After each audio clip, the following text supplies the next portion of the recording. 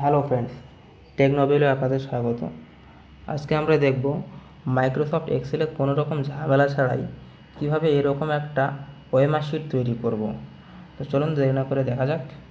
প্রথমে আমরা এক্সেল একটা নতুন শিট নিয়ে নিলাম। এবার পেজ লেআউটে ক্লিক করে মার্জিন আমরা ন্যারো করে দেব, ওরিয়েন্টেশন পোর্ট্রেট রাখবো এবং সাইজ করব আমরা A4। তারপরে ভিউয়ে ক্লিক করব এবং পেজ লেআউটে ক্লিক করব। তারপরে দেখব একটা A4 সাইজের পেজ এখানে হয়ে গেছে। এইবার আমরা এখানে ক্লিক করে পুরো সেলগুলোকে সিলেক্ট করব। তারপর হোমে গিয়ে ফরম্যাটে ক্লিক করার পর রো হাইট দেব। রো হাইট আমরা দেব 0.70 এবং কলাম উইথ দেব 1.48।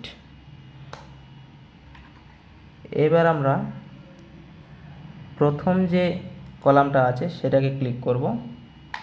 তারপর ফরম্যাটে গিয়ে কলাম উইথ ক্লিক করব। তারপরে এখানে আমরা করব 0.70।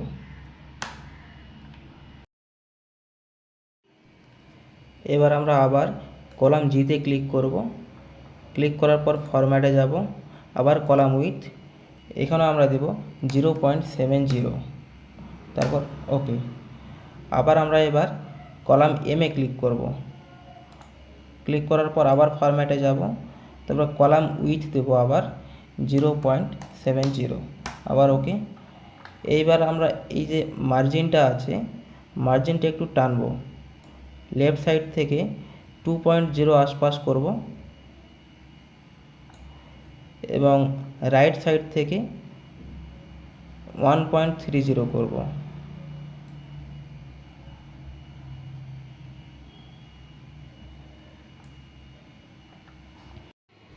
আমাদের বাইরের কাজ শেষ। এবার আমরা আমাদের স্কুলের নাম লিখব বা ট্রেনিং সেন্টারের নাম লিখব। আমি বোঝার জন্য ABC স্কুল লিখে দিচ্ছি। এবার এটাকে সিলেক্ট করে মার্জ এন্ড সেন্টার করব। তারপর ফন্টটার সাইজটা একটু বড় করে নেব।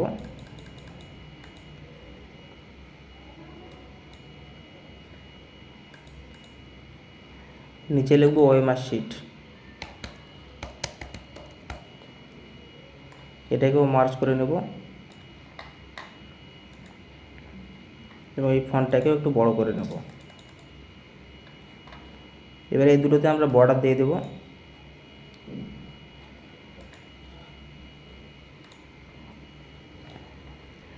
তারপরে এখান থেকে আমরা কোশ্চেন শুরু করে দেব।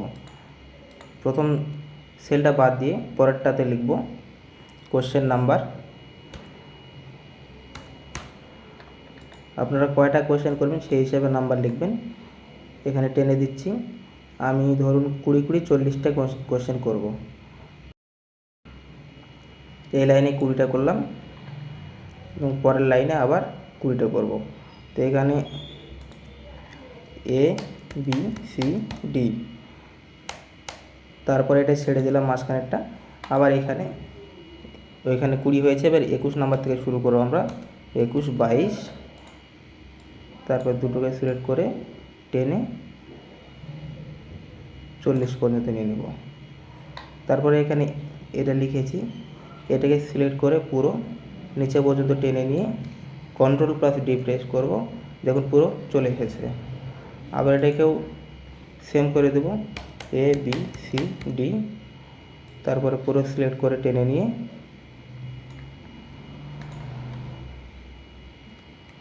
একটু ভুল হয়ে গেল,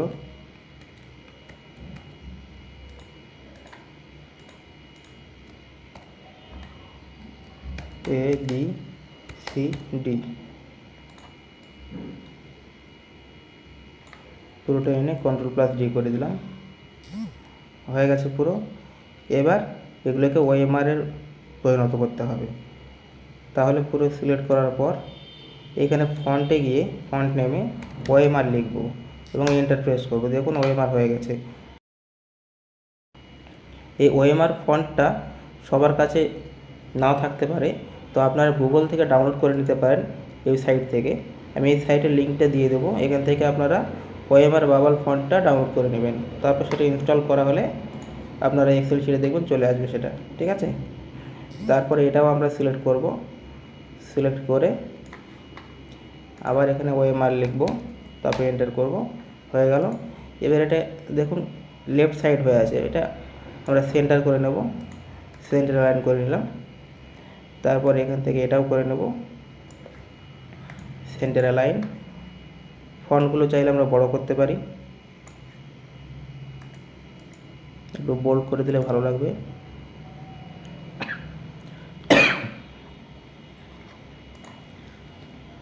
তারপর এগুলো বর্ডার দিয়ে দেব, এটাও বর্ডার দিয়ে দেব। এবার আমরা অপশানগুলোকে সিলেক্ট করব, সিলেক্ট করার পর বর্ডার আউটসাইড করে দেব,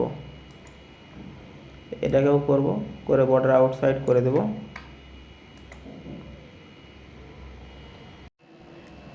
এবার আমরা আবার এটাকে সিলেক্ট করব পুরোটা, সিলেক্ট করার পর বর্ডারে এই অ্যারোতে ক্লিক করব, তারপর মোর বর্ডারে ক্লিক করব।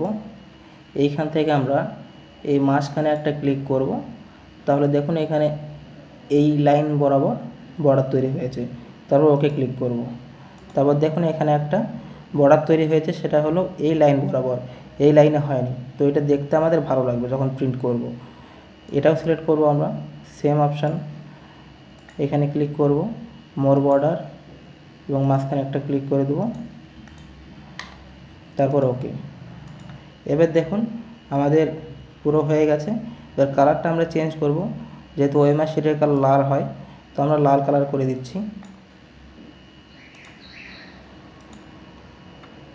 এবার পুরোটা একটা আউটসাইড বর্ডার দিয়ে দেবো আমরা, তাহলে পেজটা দেখতে ভালো লাগবে।